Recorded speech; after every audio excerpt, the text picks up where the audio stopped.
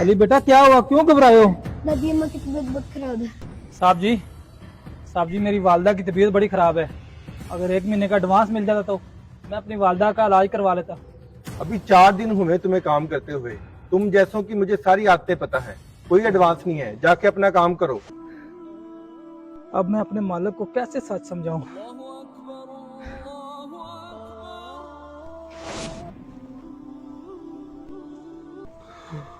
मेरा काम खत्म हो गया, कल के मालिक को बताता हूँ।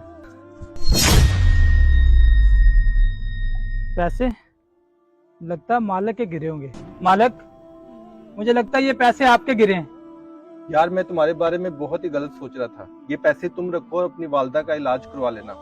और ये लो पैसे, अगर और चाहिए हो तो मुझे कॉल कर लेना। शुक्रिया मालिक। हमारा काम इस मैसेज को आप तक पहुंचाना था। अब आप इस मैसेज को आगे कितना शेयर करते